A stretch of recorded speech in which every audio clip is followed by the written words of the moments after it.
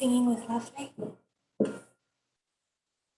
If you could kneel with me, we'll have a silent prayer.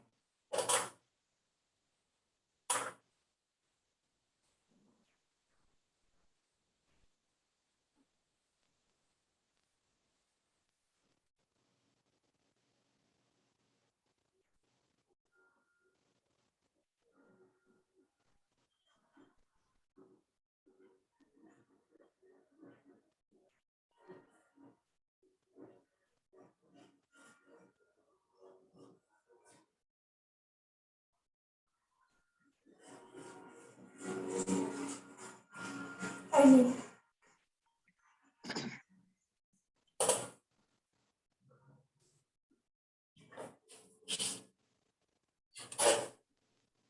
Before we journey to 1989,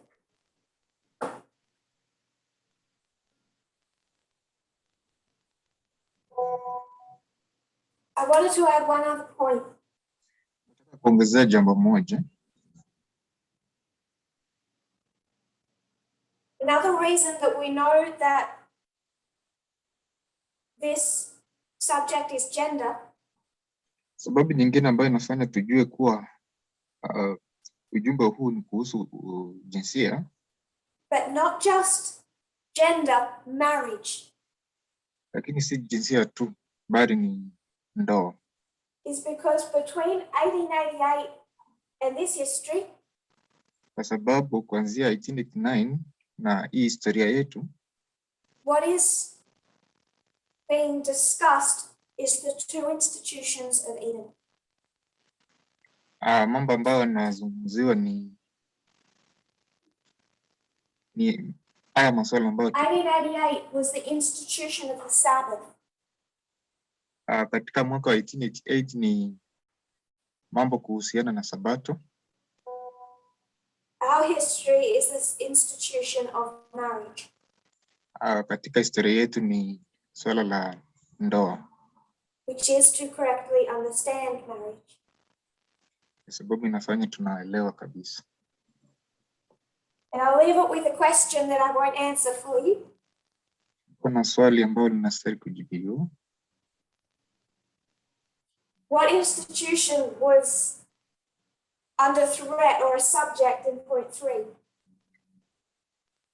Ni swala gani ambalo lilikuwa linatishiwa katika historia ya slavery? Ilikuwa ni swala la So 1888 we know it's Sabbath, our own we know it's marriage. Katika 1888 tunajua ni Sabato na historia yetu ni kuhusiana ndoa.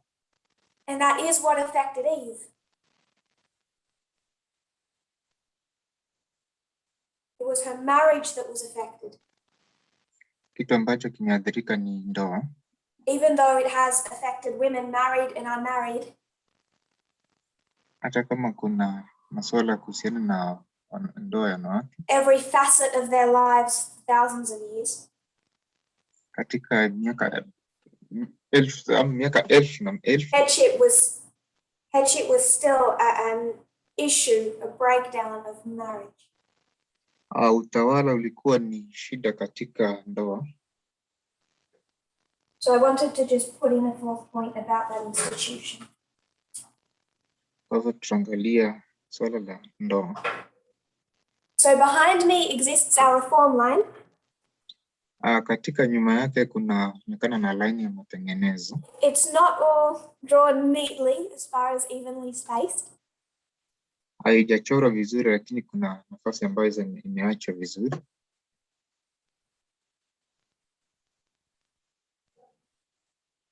The reason for that is the dates are not even years apart. Kwa hivyo tutaangalia katika hiyo miaka. So sometimes I just need to fit a lot more information in. Wakati mwingine anastahili kuendeleza kuweka. So I hope that doesn't complicate it for anyone. Inakuanga na mambo mengi. So we know that homosexuality has existed for a long time. Kwa hivyo tunajua kuwa ndoa jinsia moja We're going to go into ancient history at a later date. kuanzia katika historia ya kitambo hadi wakati huu, maybe tomorrow. labda kuanzia kesho.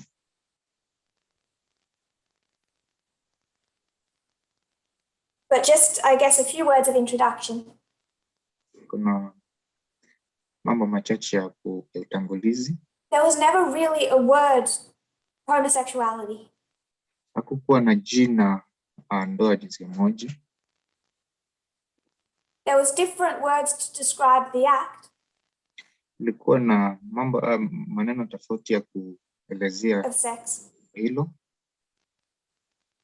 But there was no word to describe that type of relationship.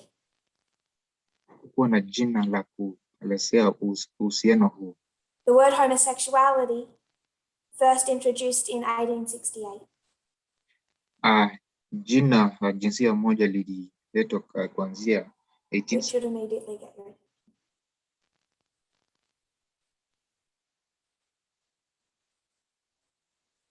So it wasn't until the late 1800s, the latter half of the 1800s, that there was a word for this. Hakukuwa na jina hili hadi mwaka wa 1800. The Elder Parminder has already discussed some of that when he's talked about sodomy.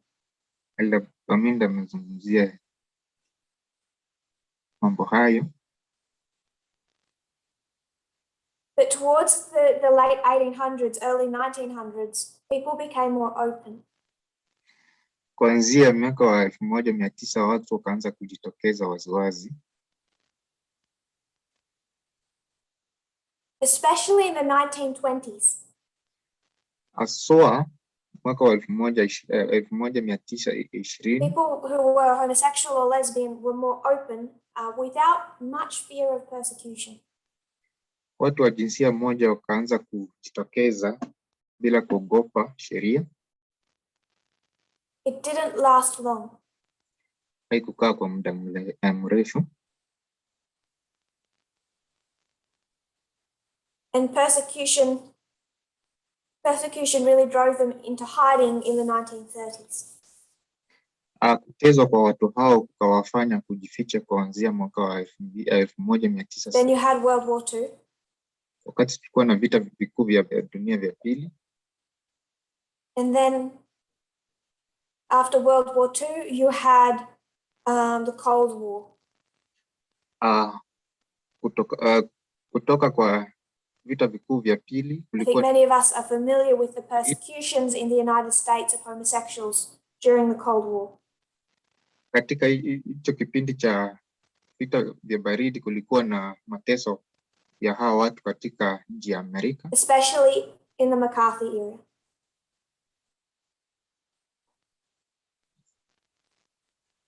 So around the 50s and 60s, there was a lot of persecution. Katika miaka ya 1950, 60 kulikuwa na mateso. People were driven out of their jobs, sometimes to suicide. Watu walikuwa nafukuzwa kazi zao. They would face entrapment by the police.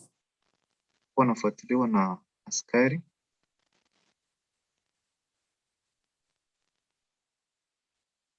In general, it was a time of great persecution. Kulikuwa na mateso makuu.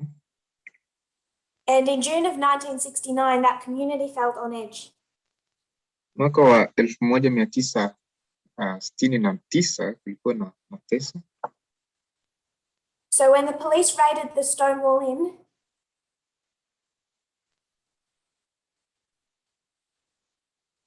they expected it to be like every other raid.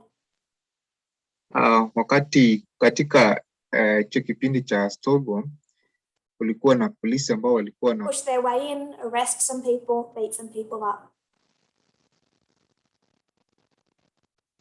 Wakashika baadhi ya watu. But by this stage, the community felt they could take no more. Wakati huu wanajamii wakaona watu. And someone began to fight back. This started a series of protests. Ikaanza And from 1969 forward, a movement developed. Kuanzia mwaka wa 1969 kuanza na where they refused to quietly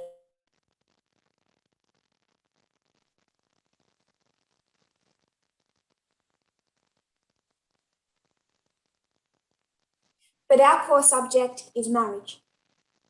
Kwa hivyo swala kuu hapa ni ndoa. And gay marriage was not part of the agenda or conversation in 1969. Ndoa ya mashoga haikuwa ni jambo kuu la kuzungumziwa mwaka huo. Same-sex marriage rarely attracted mainstream attention. Ndoa ya jinsia moja iliwavutia watu until they say the late 1980s. Alizungumzia jambo hili katika mwisho wa The New York Times said the question of same-sex marriage was all but dormant until the late 1980s. Katika jarida la Times, ili swala lilikuwa alizungumziwi hadi mwisho wa 1990s. When according to gay activists, the AIDS epidemic was a turning point. Kulingana na huyu ambaye alikuwa anasukuma hili swala, all of a sudden they had questions of inheritance and death benefits. Kuonekana kulikuwa na turning point ama badiliko.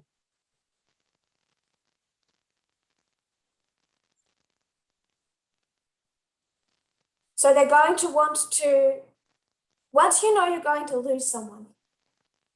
Kwa hivyo kulikuwa na maswali kama utalifanya nini kuhusiana na mtu huyu? The status of the relationship and the way you view that relationship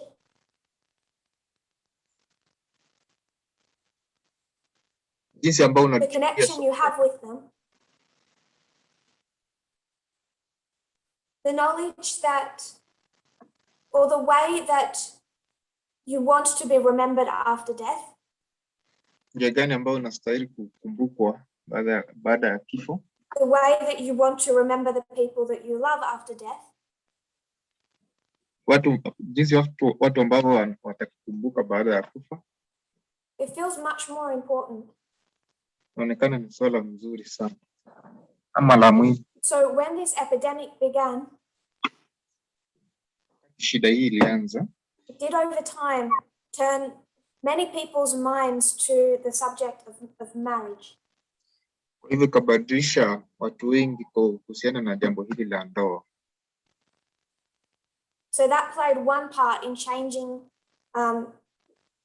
the things they were fighting for. Kwa hivyo ilichangia kubadilisha swala hili. But it still was given very little mainstream attention. Kwa watu wengi, lakini alikuchukuliwa kwa and even many within the homosexual community were not interested in the subject. Kwa hivyo ndazungumzia swala la jinsia moja, ndoa ya jinsia moja. Until 1989 acted as a turning point. Kuanzia 1999 ilikuwa ni there were a number of things that happened in 1989. Nini iliyofanyika katika mwaka wa 1999?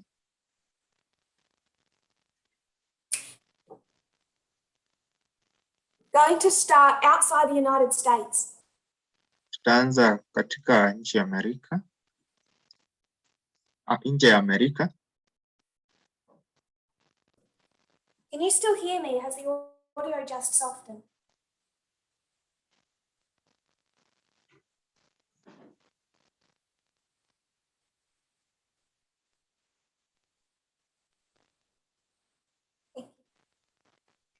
So, kwa hivyo, the starting point for the fight for gay marriage began in 1989. Kwa hivyo mwanzo wa ndoa hii inaanza 1999. There were quite a number of events that happened in that year. Mambo mengi yalitendeka. mwaka huo, that really gave impetus to this movement. ambayo ilipatiana nguvu katika vuguvugu. Going to start outside the United States. Kwanza nje ya Amerika. In Europe. Europa. Denmark. This was the first country in the world. Hii ndio nchi ya kwanza katika ulimwengu To allow registered partnerships. Kukubali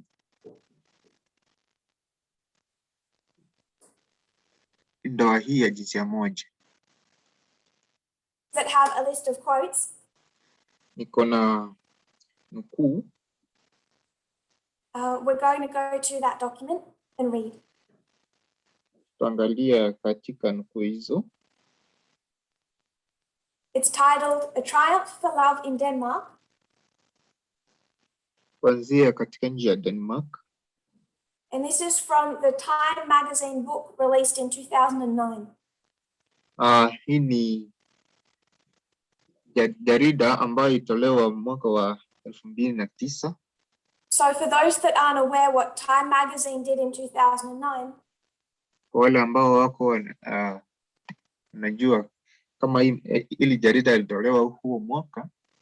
It's on the book.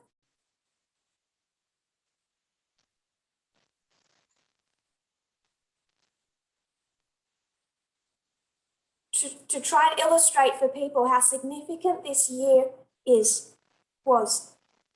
Anajaribu kuelezea kwa watu umuhimu wa mwaka huu. And we're going to read from that book. Tutaenda kujaribu kusoma kutoka kitabu hicho ama jarida hilo. This page section of the book is called The Triumph for Love in Denmark. Baadhi ya sehemu ya kitabu inasema ushindi wa upendo. It was October 1st, 1989, and dressed in matching suits, Axel and Igel had just become the first gay couple in the world to legalize their union. Ilikuwa Oktoba 1, 1989, na wakiwa wamevalia suti zilizofanana, Alex na Algey walikuwa tu wakiwa. Today that photograph hangs on the wall of 94-year-old Axel's Copenhagen apartment amid a crop of houseplants. His husband Igel has been dead for 14 years. Leo picha hiyo inaingia kwenye ukuta inaning'inia kwenye ukuta wa ya kupendeza ya Algey mwenye umri wa miaka 94, huku Kupigania katikati. But Axel still remembers the wedding as if it were yesterday.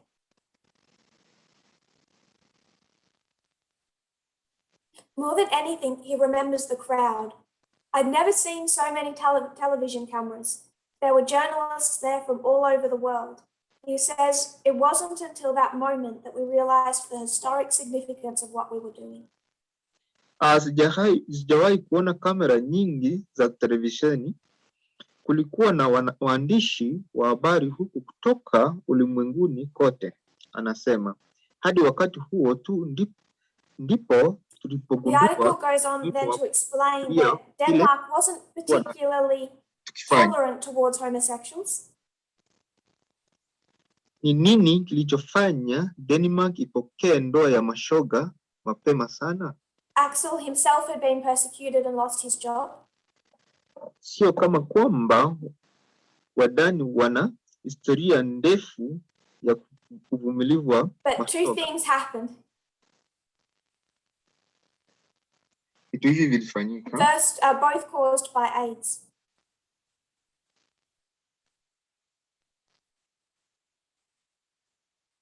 First, it made conservatives think that it might be good to support stable, monogamous relationships among homosexuals. Kwanza, wanaohifadhi wanaweza dhani kuwa wanapinga. And second, it brought homosexuals into the public sphere.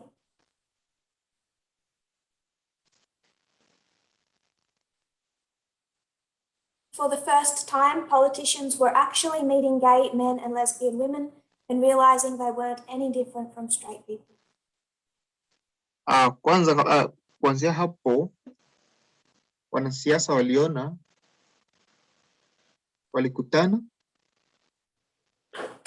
walikutana na watu wa jinsia moja,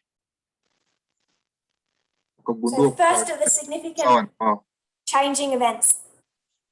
Mabadiliko katika matukio was in Denmark. Ilikuwa katika nchi ya Denmark. It's not marriage, it's a registered partnership. Haikuwa ni ndoa, ilikuwa ni ile ni uhusiano ambao it did not have all the rights of marriage. For example, they could not adopt children. Hawakuwa wanakubaliwa kuwa na watoto.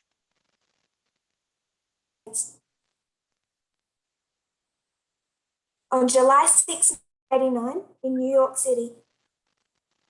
Katika mwezi wa Julai, now this one might take a little explanation.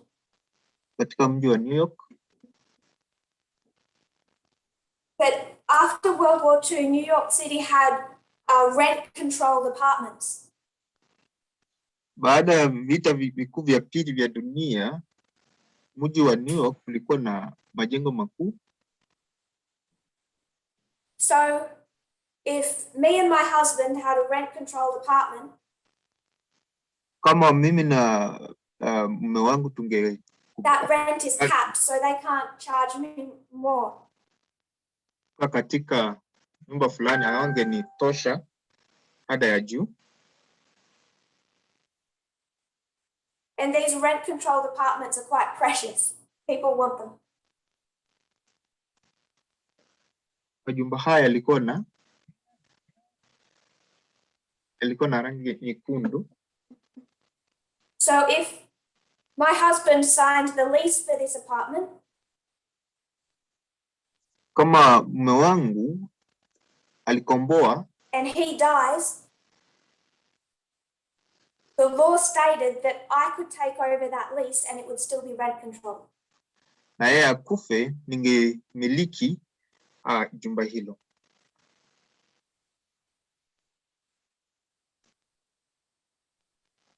And a much more expensive.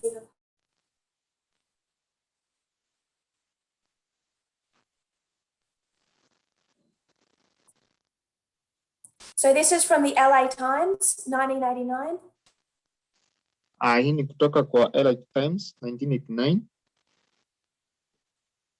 New York's highest court ruled Thursday that a partner in a long-term homosexual relationship can take over the couple's rent-controlled apartment when the lover who signed the lease dies.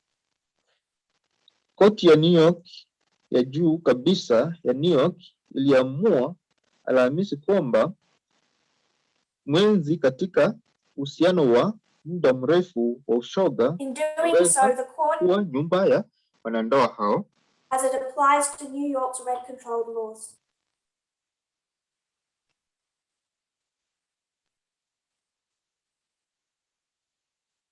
Fourth paragraph down. The decision marks the first time any top state court in the nation has recognized a gay couple to be the legal equivalent of a family, American Civil Liberties Union lawyer William Rubenstein said. Uamuzi huo unaashiria mara ya kwanza koti yoyote kuu ya serikali katika taifa hilo kuwatambua wenzi wa jinsia moja kwa sawa na familia. The United States has recognized them as family. Kwa hivyo tunaona katika Amerika wanakubaliana na wanandoa hawa. Today's decision is a groundbreaking victory for lesbians and gay men, Rubenstein said. It marks the most important single step forward in American law toward legal recognition of lesbian and gay relationships.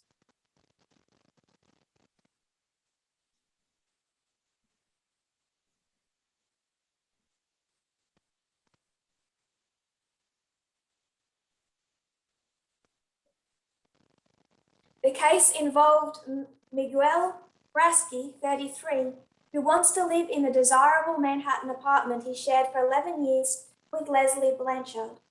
The two men were considered alike.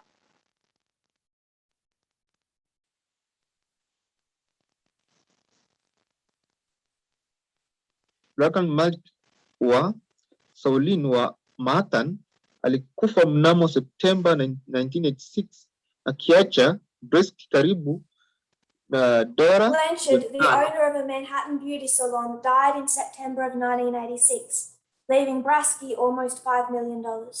Soon afterward, the landlord, Stahl Associates, attempted to evict Brasky on ground that he had no right to continue living in the below-price apartment because he was not related to Blanchard by blood, marriage, or adoption. Hivi karibuni mwenye nyumba Stahl Associates alijaribu kufukuza Brasky kwa sababu hakuwa na haki ya kuendelea kuishi katika nyumba ya bei ya chini kwa sababu hakuwa na uhusiano na Blackguard na damu, ndoa au kuasili.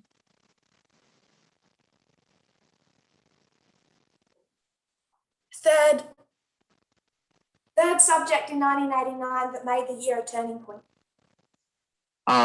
Funzo hilo kuanzia mwaka wa 1999 ilikuwa ni mwanzo wa mabadiliko.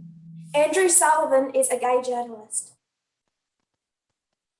Tunaona mwandishi ambaye alikuwa. And on August 28 of 1989 he wrote an article.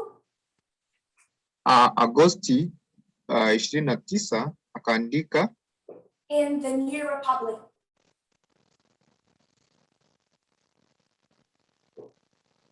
Now, Andrew Sullivan was kind of a conservative.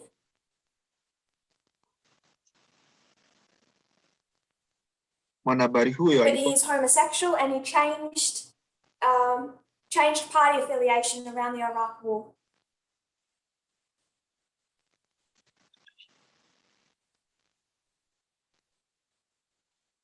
He wrote this article that is recognized as a turning point. Aliandika nakala hii kuonyesha kuwa mbadiliko wa mambo. He wrote another article actually in 2015. Aliandika nakala nyingine katika mwaka wa 2015. If we have time, we'll read from that one as well. Kama unaweza kuwa na wakati unaweza soma. The 1989 article was titled, "Here Comes the Groom, a Conservative Case for Gay Marriage." Nakala hiyo ilikuwa inasoma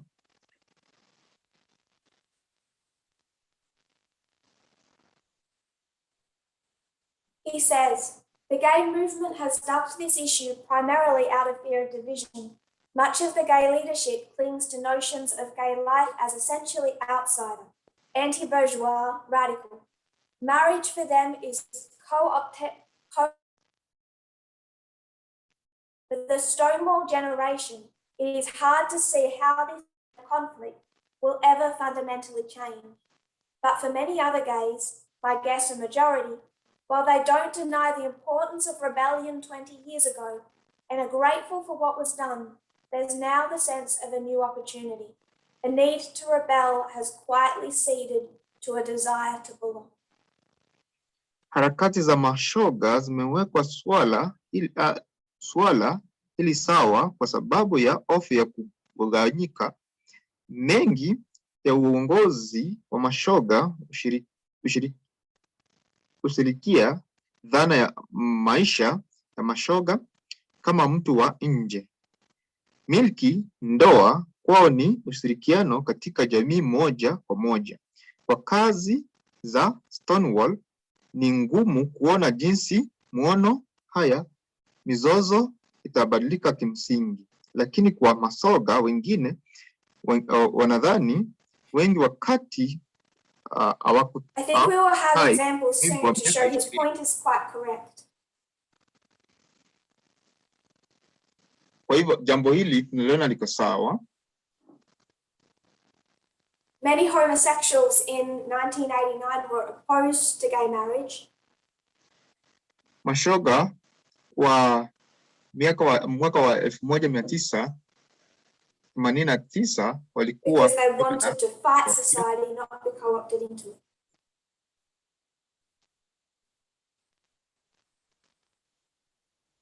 This is a behavior that's really typical of civil rights movements. Hii ni tabia ambayo inashirikisha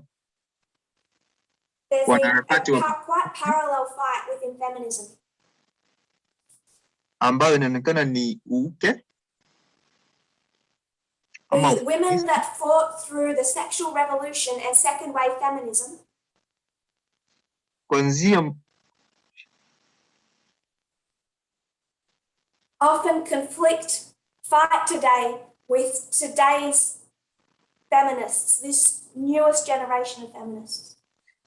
Hapa tunaona kuna mabadiliko ya ufeministi wa kisasa kupingana na ule wa kwanza. Conflict is those older feminists fought so hard against society. Kwa hivyo wafeministi walikuwa wagumu katika jamii.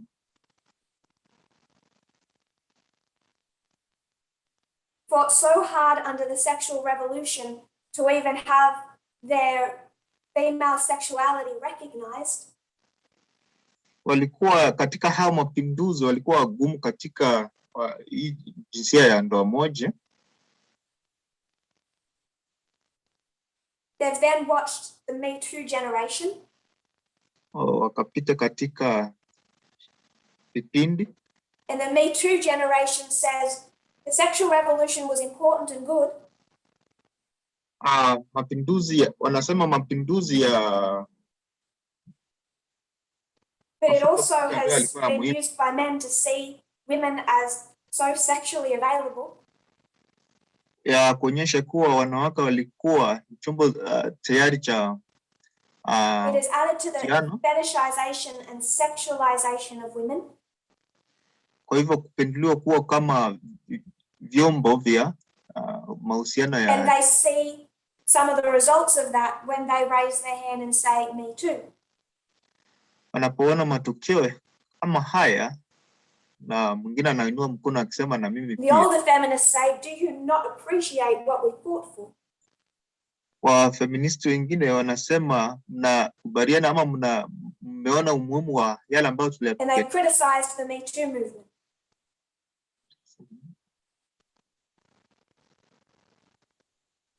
So this is what I referred to before about different currents within the stream of feminism.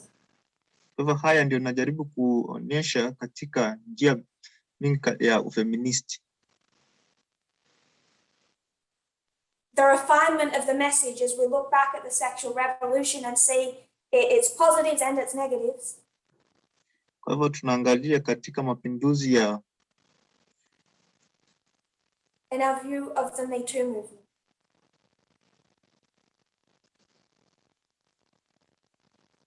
Because that's an external fight. So the same thing is, parallel thing is happening when it comes to gay rights.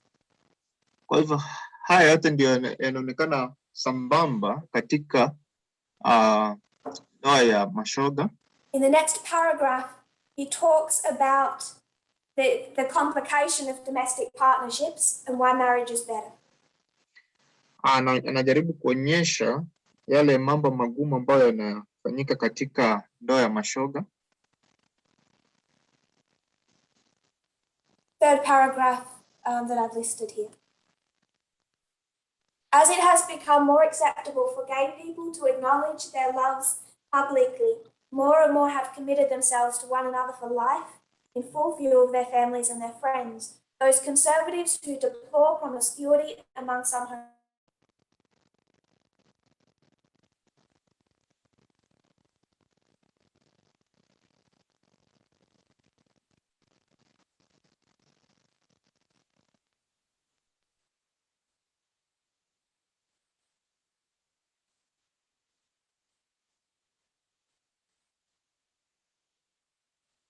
Whenever you drive people underground, it's going to create an unhealthy culture.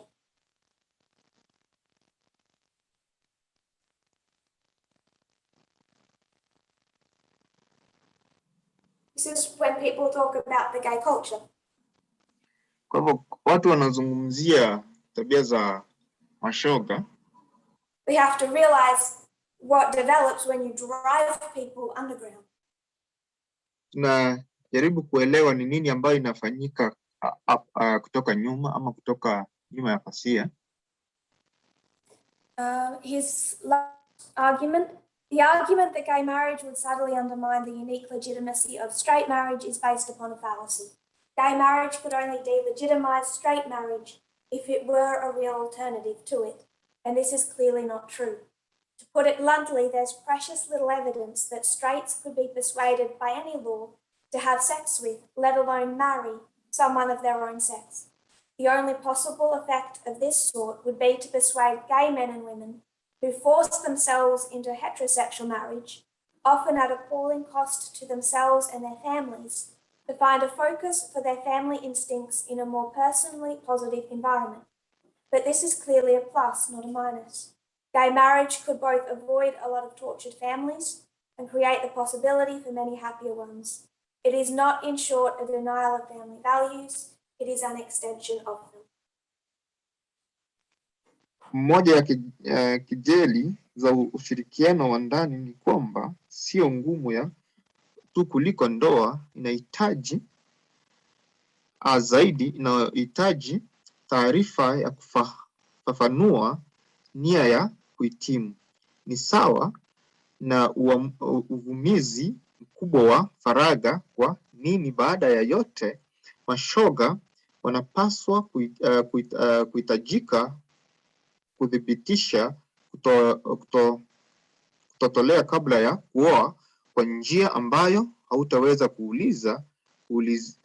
kuuliza shida.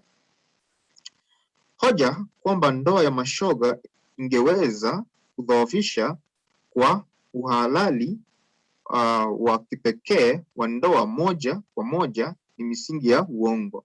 Ndoa mashoga ingewezwa tu kusambaza ndoa moja kwa moja ikiwa ni mbadala. Carries on to argue that a civilized society does not persecute minorities. Kwa hivyo hii ni hoja ya katika jamii. And therefore, given the fact that we already allow legal gay relationships, what possible social goal is advanced by framing the law to encourage these relationships to be unfaithful, undeveloped, and insecure?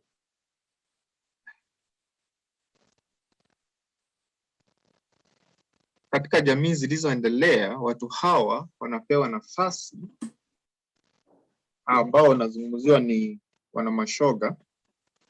So as he states, he's making a conservative argument. Vile anajaribu kuongea na jaribu kuzungumzia kutoka upande wa. But it was considered a turning point argument. Inaonyesha ni mbadiliko katika mambo haya.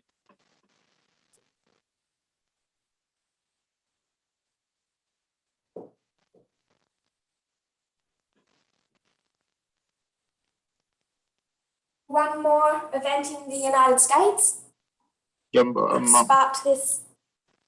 Baadhi ya mambo ama jambo jingine September of 1989. September 9, 1989. The State Bar Association of California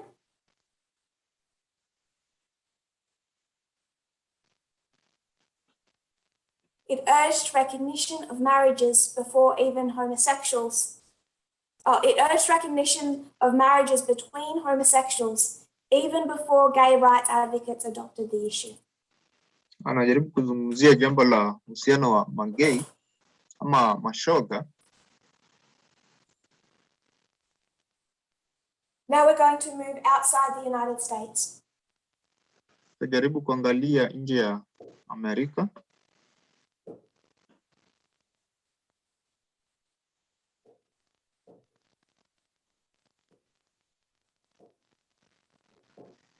Now we're going to Germany, East Germany.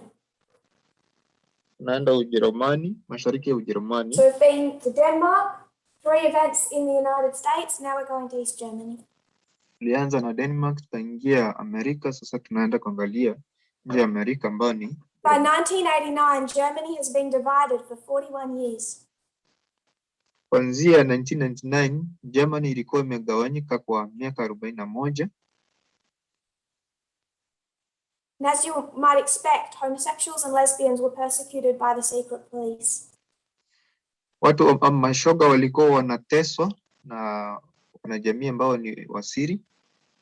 But there was one fellow who no longer wanted to be homosexual in secret. Kuna jamaa mmoja ambaye akitaka kuwa shoga ambaye His name is Matthias Friedhof. Jina lake ni Matthias Friedhof.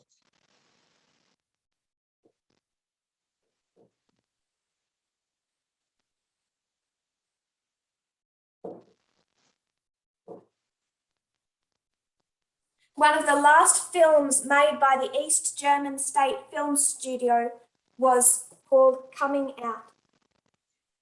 Baadhi ya filamu ambazo zilikuwa zimetengenezwa mashariki mwa Jerumani zilikuwa ni Kuja Nje.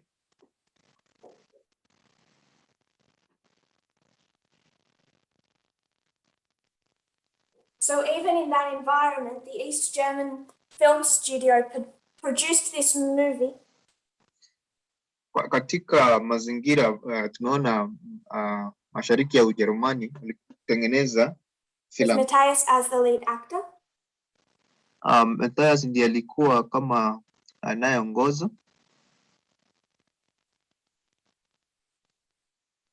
It was also his personal coming out. Naye mwenyewe alikuwa anajaribu kuja nje. It premiered on November 9 of 1989. Alifanya haya katika mwaka Novemba 9, 1989. So after 41 years of separation, baada ya miaka 41 ya the first gay themed film they make, mwanashoga wa kwanza akatengeneza came out on November 9 of 1989. Filami katika mwaka wa Novemba, a short distance from the Berlin Wall. 1989.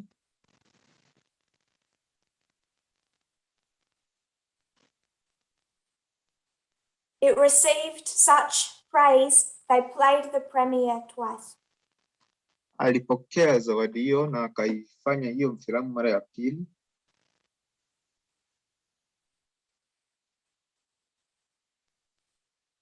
So as they sat watching this premiere over the hours of midnight, they had no idea what was taking place down the road. Kwa hivyo alikuwa anafanya haya katikati mwa usiku.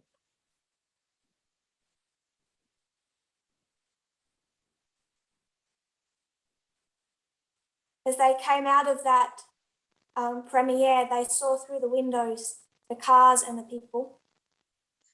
Walipokuwa wakifanya hayo, watu waliona kupitia madirisha na milango. And Matthias tells the story of walking down to the border between East and West Germany.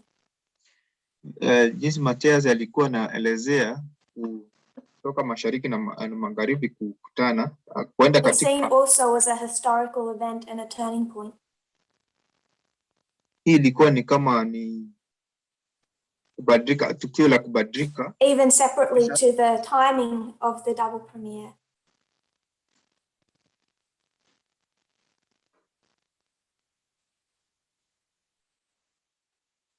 So you see, in 1989, the fight begins. Kwa hivyo tunaona 1989 vita vikianza. But what did we understand from the document how the Constitution became Christian? Tulielewa nini kutoka kwa nakala ambayo ilikuwa inaonyesha kubadilika kwa katiba? What inevitably is going to happen.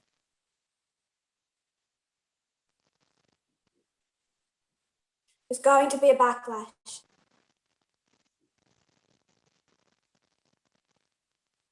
There's going to be a fight. Na vita. It became a fight in 1991.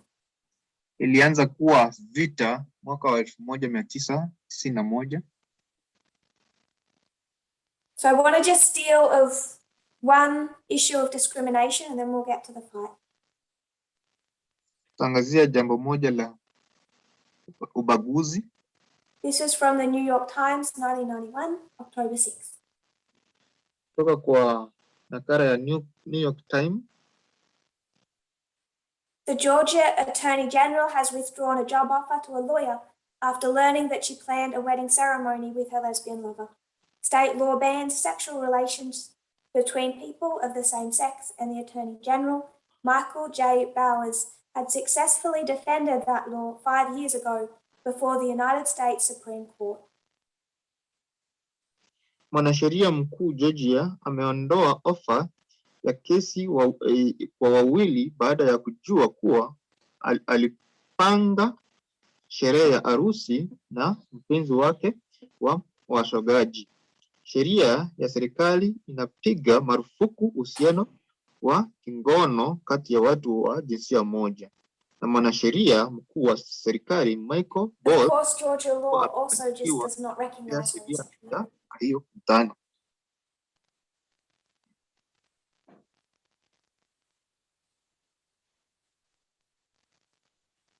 But he had defended and kept a law on their books.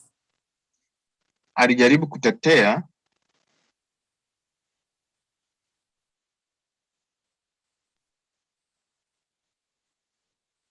that made it illegal to be a practicing homosexual in Georgia. Kwa hivyo akaifanya kisheria kwa But that threat really begins in 1990. Lakini tunaweza ona kuwa haya yalianza mwaka wa 1990. Could say it heats up. And it begins in Hawaii. Ilianza katika mji wa Hawaii. On December 17, 1990, 3 same-sex couples applied for marriage licenses at the Hawaii Department of Health. Mnamo Disemba 17, 1990, wenzi watatu wa jinsia moja waliomba seleni ndoa katika idara ya afya ya Hawaii. I suspect they anticipated being denied. Walikuwa wanadhania watanyimwa. So they initiated a lawsuit. Wakaanza sheria May 1st of 1991. Katika mwezi wa May 1st, 1991. And this lawsuit went all the way up to the Supreme Court of Hawaii. Na kesi hiyo ilienda katika koti ya juu katika it was known as Bayer versus Lewin. Hiyo kesi ni ya Bayer dhidi ya Lewin. They ended up suing the state of Hawaii for the legal right to marry. Kwa hivyo walikuwa na staki Hawaii.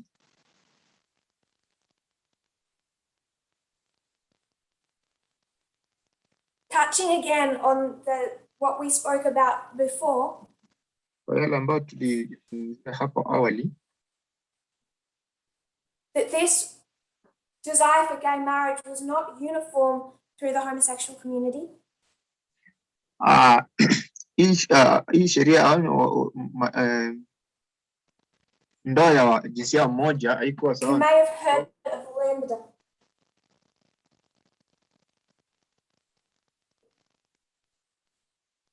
Legal Defense and Education Fund. Kutetea is the American civil rights organization that focuses on lesbian, gay, LGBT people.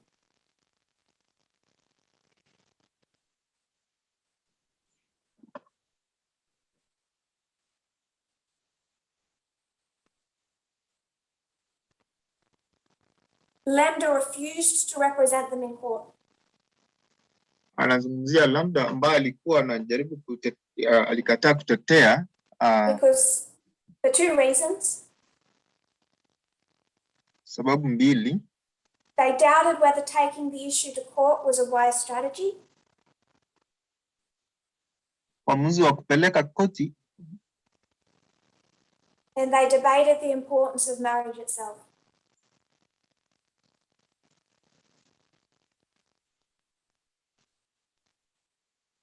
So when these three couples went to court, the civil rights organization that were meant to represent them refused.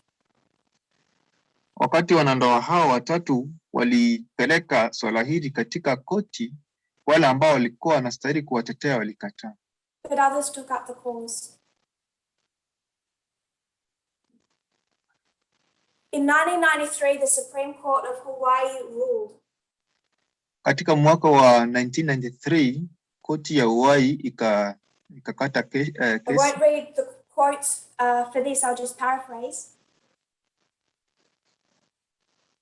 Hatutaenda kusoma haya bali tutayanukuu. It's considered the first major judicial victory for same-sex marriage activists.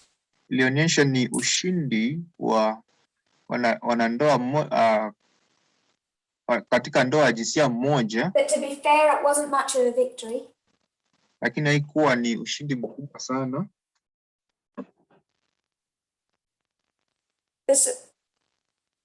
The Supreme Court looked at the rules that had been based on racial classifications.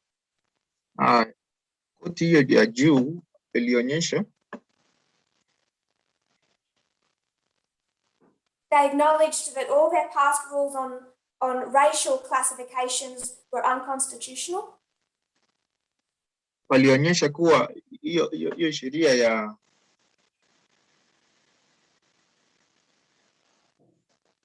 and they compared and contrasted that then with the laws on the state books regarding same-sex marriage. Kwa hivyo walionyesha kuwa hiyo ndoa ya jinsia moja iko ya kikatiba.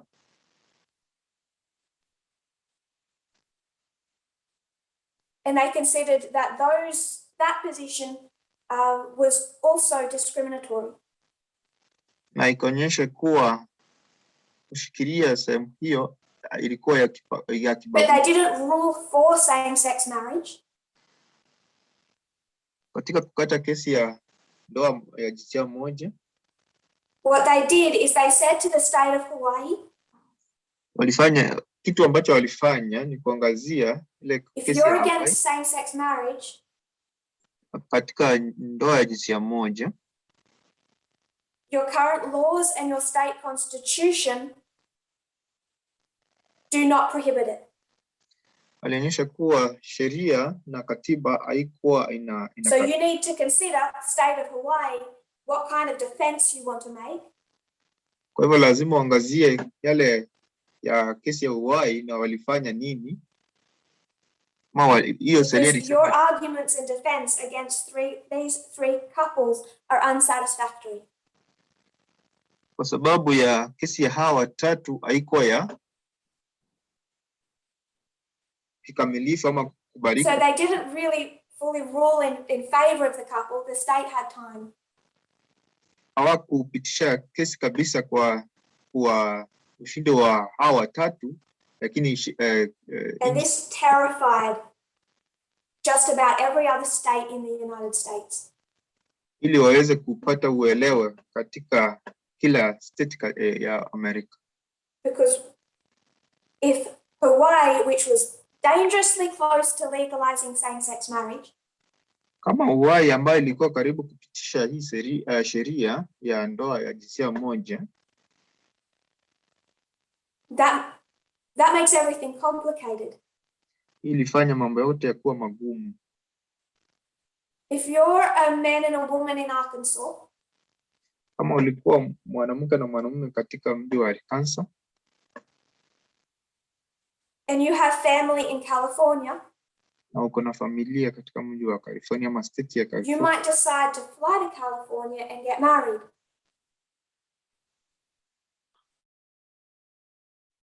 Then when you fly back to Arkansas, the state of Arkansas has to recognize your marriage.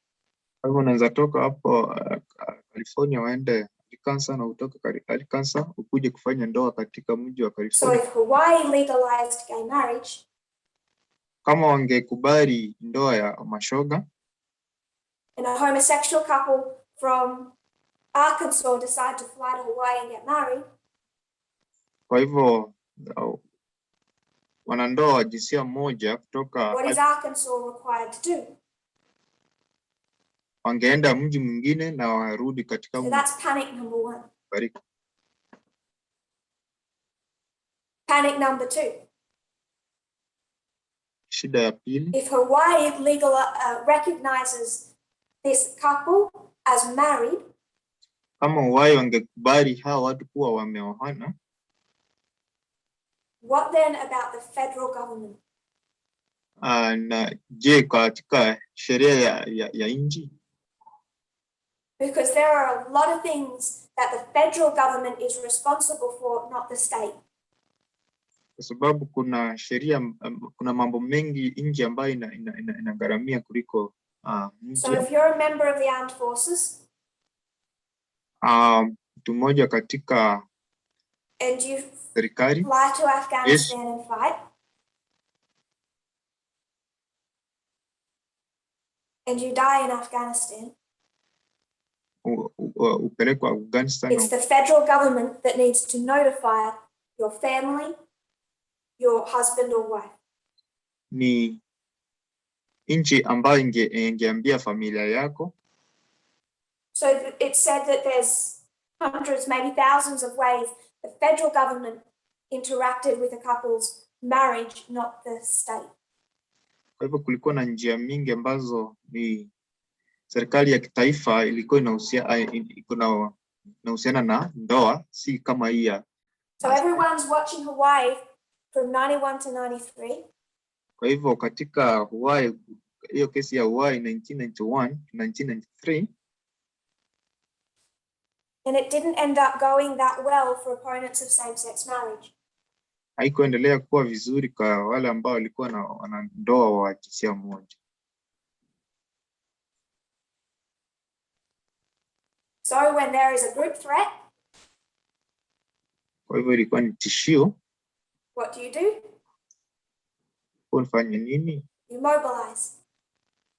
Lazima uimobilize, To find the constitution, utafuta katiba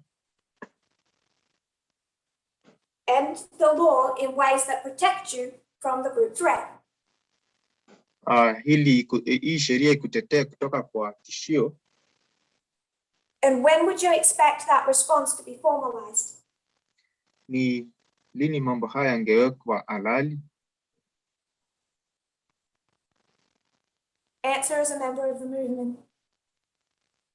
Hili kwa watu ambao ni wa harakati. 1996. Mwaka wa 1996. They've mobilized. They've formed their counter arguments. Wameweka mambo haya halali na mambo mengi yametukia. Going back to the document of quotes. Kuenda katika nukuu. Georgia Representative Bob Barr, then a Republican, authored the Defense of Marriage Act and introduced it in the House of Representatives on May 7, 1996. Senator Don Nichols of Oklahoma then introduced the bill in the Senate.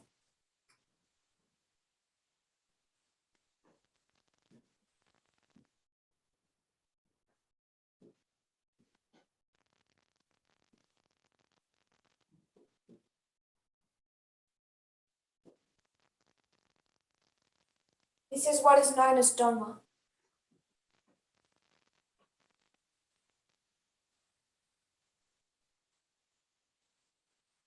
Third paragraph. The 1996 Republican Party platform endorsed DOMA. The Democratic Party platform that year did not mention DOMA or same-sex marriage at all.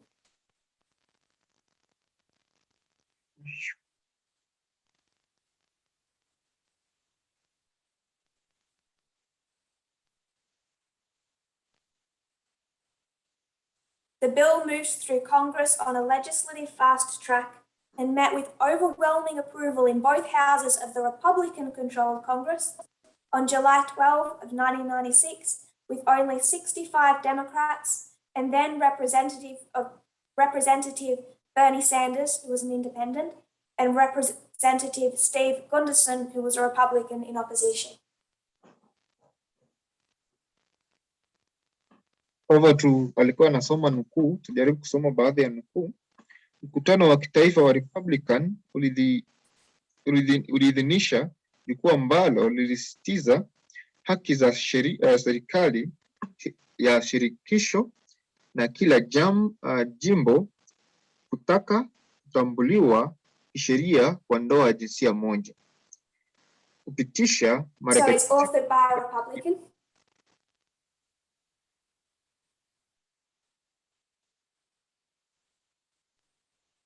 It's introduced by a Republican? Kwa hivyo haya ni mambo ambayo yameletwa na passes through a Republican-controlled house? Katika nyumba ya sheria. Passes through a Republican-controlled Senate? Kupitia Senate ya Republican. But who is president? Nani aliyekuwa rais?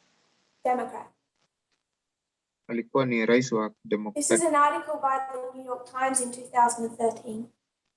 Angalia katika gazeti la New York mwaka wa 2013. He had just flown across the country after an exhausting campaign day in Oregon and South Dakota, landing at the White House after dark. But President Bill Clinton still had more business before bed. He picked up a pen and scrawled out his name, turning a bill into law.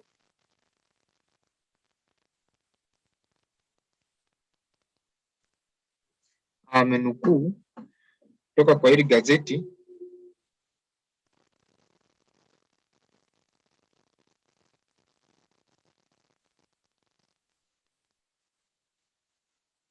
It was 10 minutes before 1 a.m. on Saturday of September 21, 1996, and there were no cameras, no ceremony. The witching hour timing bespoke both political calculation and personal angst. With his signature, federal law now defined marriage as the union of a man and a woman. Mr. Clinton considered it a gay-baiting measure, but was unwilling to risk re-election by vetoing it. Naendelea kusoma kutoka kwa nukuu hii ambayo hatujatafsiri.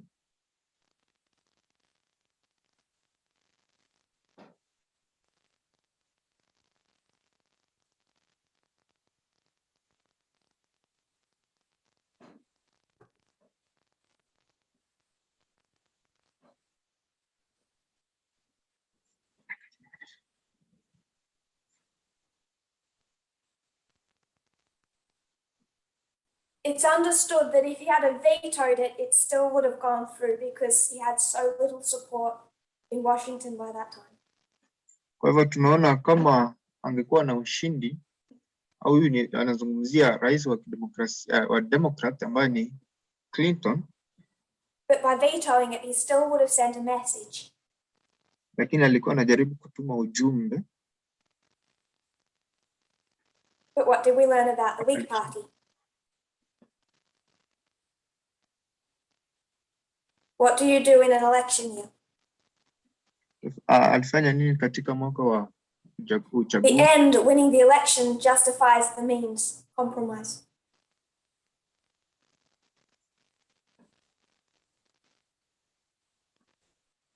For nearly 17 years since, that middle-of-the-night moment has haunted Mr. Clinton, the source of tension with friends, advisors, and gay rights supporters. He tried to explain, defend, and justify. He asked for understanding. Then he inched away from it bit by bit. Finally, this month, 2013, he disavowed the Defence of Marriage Act entirely, urging that the law be overturned by the Supreme Court. Rarely has a former president declared that an action he took in office violated the Constitution. Kwa hivyo anaendelea kusoma katika nukuu hizi.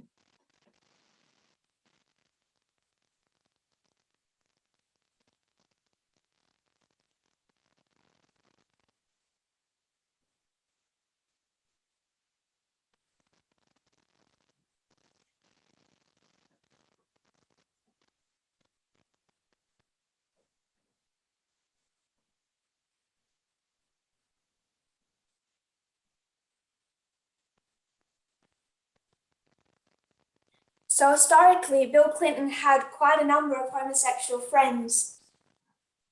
Katika kihistoria, Bill Clinton alikuwa na marafiki wengi ambao ni mashoga.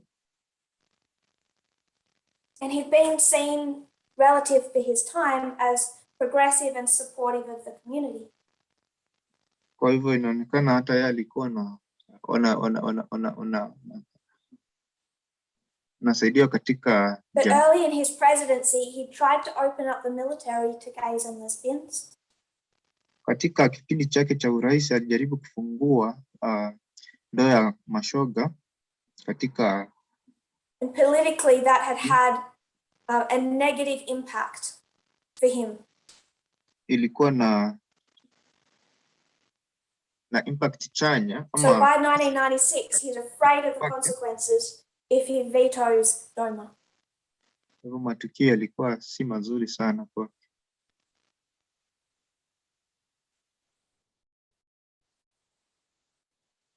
Last paragraph. The bill passed with overwhelming margins, enough to override a veto. So his veto wouldn't have mattered.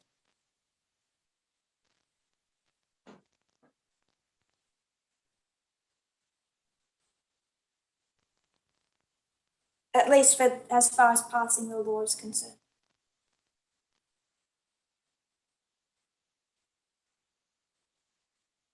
He hoped to avoid calling attention to it with his post-midnight signature.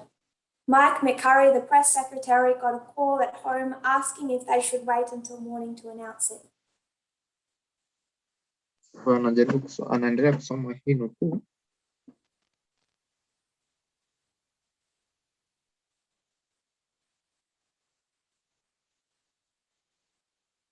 Quoting his press secretary from the time, his posture was quite frankly driven by the political realities of an election year in 1996.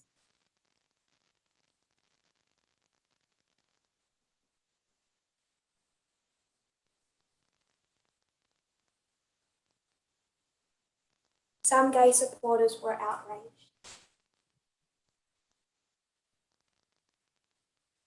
They did feel betrayed. Not wishing to change subject, but that wasn't his only compromise to win that election.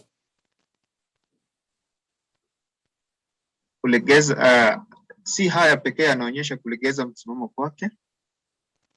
The other act that he signed is the illegal immigration reform. Mambo mengine ambayo aliweka sahihi ni masuala ya uhamiaji.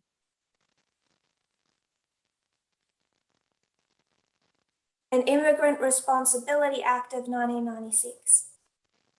Na haya masuala ya uhamiaji yalifanywa katika mwaka wa 1996. And that act on immigration has negatively affected the southern border for the decades since. Na swala hilo limetatiza sana mipaka ya kusini. So before we close, I just want to explain what DOMA is. Kabla ya kumaliza, najaribu kuelezea DOMA inamaanisha nini. It's a really short bill.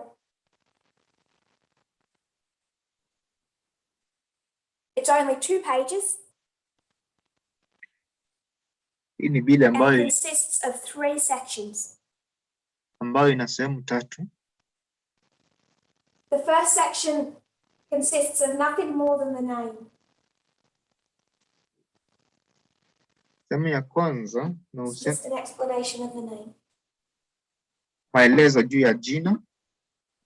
So it's fairly meaningless as far as the impact of the law is concerned.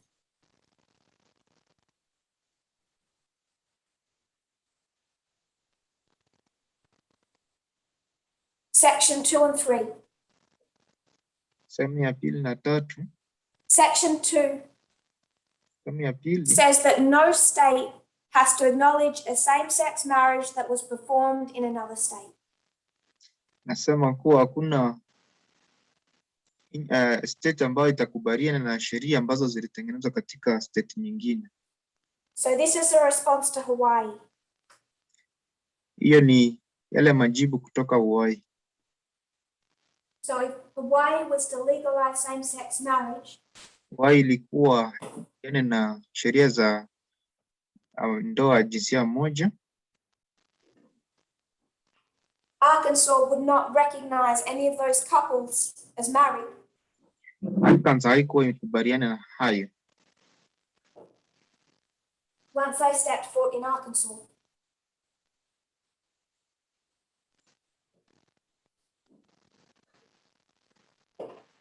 So this protected the states. walikuwa wameprotect state hiyo.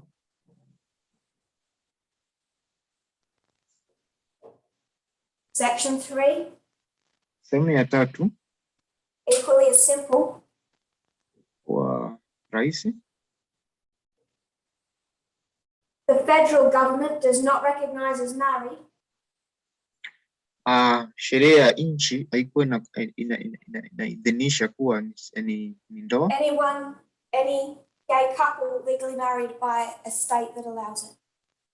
Kwa hivyo haikuwa inakubaliwa na sheria ya nchi.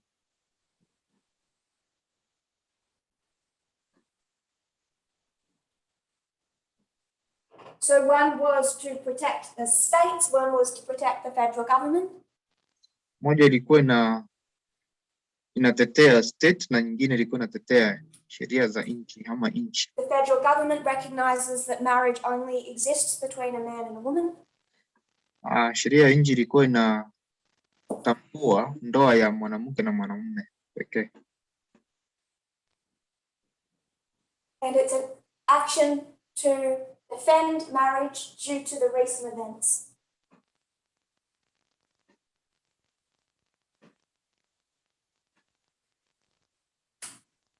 It's a legal response to the group threat. Ilikuwa ni majibu ya yale tishio. So I'm going to review before we close.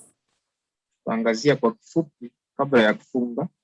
The first presentation, I wanted to explain why we're discussing this subject. Katika mjadala wa kwanza tulikuwa tunaangazia mbona tunazungumzia swala hili. Remind us of some of our history. Tukajikumbusha baadhi ya historia. Particularly how we have understood these 3 issues of racism, worship, and gender. Kwa aswa kuangazia mambo haya matatu. Ubaguzi wa kirangi. As they become testing points for God's people post 1798. Kwa hivyo ikawa ni jaribio kwa watu wa Mungu kuanzia 1798. Recognizing that we must understand the external events. Tukatambua kuwa ni lazima tujue matukio ya nje. And the institutions of Eden. Katika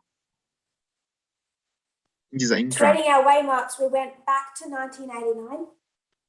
Tukafuatilia matukio haya hadi 1989. Recognizing it as a turning point. Tukatambua kuwa ni mabadiliko ya mambo. When gay marriage became a possibility, an external subject in mainstream media. Ndoa ya jinsia moja ikawa ni mambo ambayo yanaangaziwa katika mambo ya nje.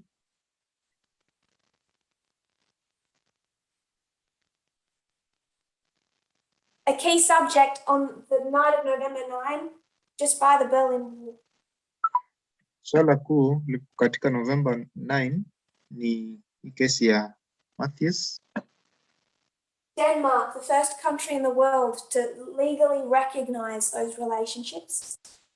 Denmark ilikuwa nchi ya kwanza kubaliana na ndoa ya mashoga. The arguments by one journalist that were astounding for the time gained a lot of traction. Kafuatiliwa na katika mji wa New York ambao tunaona ni Stalin.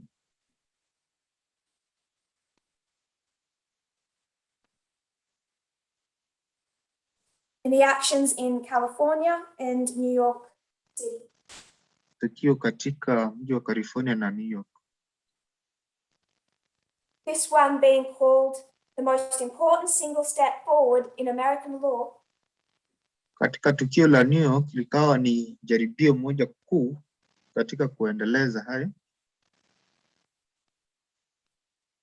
towards legal recognition for same-sex people. Kukubaliana na sheria hii ya jinsia ya ndoa jinsia. But heating up in the state of Hawaii. Baadhi ya mambo ambayo yalifanyika katika galvanized national attention.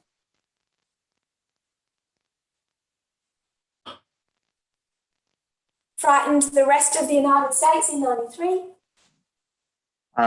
Akakuja katika nchi yote ya Amerika. And a counterattack formalized in 1996. Yakawekwa wazi katika mwaka wa 1996. With the DOMA Act signed by a compromising Democrat.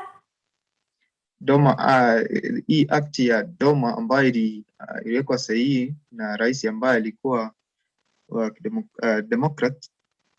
That stopped other states from having to recognize same-sex marriages in another state. Na hii ambayo kuwa state moja haikukubalia hii sheria katika state zao kwa sababu ya state nyingine ilipitisha hayo. And had the federal government state that marriage only existed between a man and a woman. Na kuona kuwa sheria ya nchi ilikuwa inakubali ndoa ya mwanamke na mwanamume pekee. When we come back tomorrow, we'll start with 2001. Kuja kesho tutaanza na historia ya 2001. If you kneel with me, we'll close in prayer. Tuombe.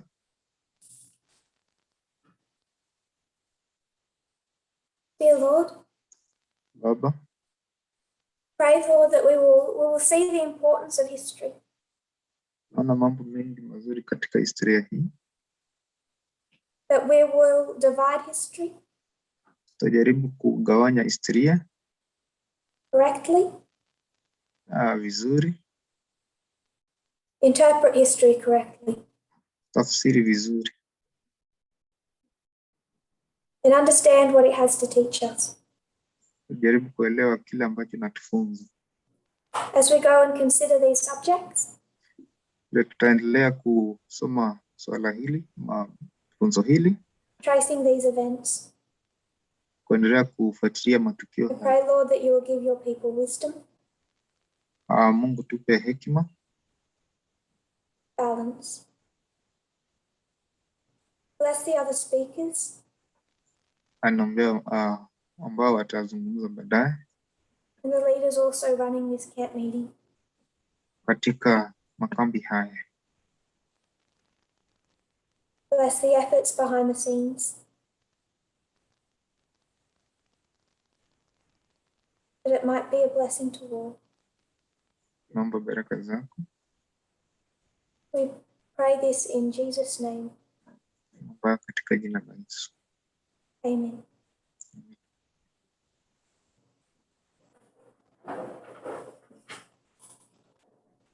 See you tomorrow.